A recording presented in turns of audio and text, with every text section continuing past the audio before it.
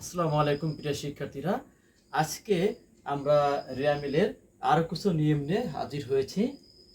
এখানে ক্রমিক 1-এ যে নিয়মটি বলা আছে, প্রারম্ভিক মজুদ পণ্য রেয়ামিলে আসবে, সমাপনী মজুদ পণ্য রেয়ামিলে আসবে না। তবে অঙ্কের মধ্যে যদি সমন্বিত ক্রয় নামে কোনো লেনদেন থাকে, তখন প্রারম্ভিক মজুদ পণ্য রেয়ামিলে আসবে না, সমাপনী মজুদ পণ্য তখন রেয়ামিলে দেখাতে হবে। ঠিক তদ্রূপ ক্রমিক 3-এ একই নিয়ম, মণিহারি এইটা যদি কখনো প্রারম্ভিক থাকে তাহলে সেটা কিন্তু রেয়ামিলে আসবে, আর সমাপনী মণিহারি কখনোই কিন্তু রেয়ামিলে আসবে না।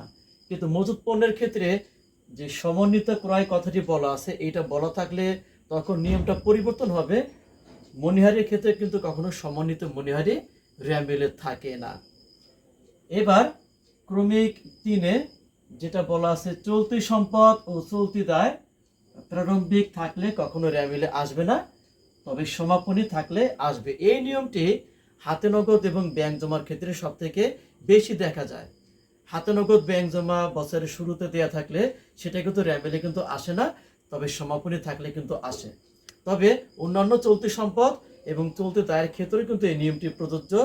যেমন দিনাদার, পাওনাদার, কোনো বকেয়া খরচ, কোনো অগ্রিম খরচ, কোনো বকেয়া আয় বা কোনো অগ্রিম আয়, এরকম চলতি সম্পদ এবং চলতি দায় যদি কখনো প্রারম্ভিক থাকে তাহলে কিন্তু কখনোই কিন্তু আসবে না।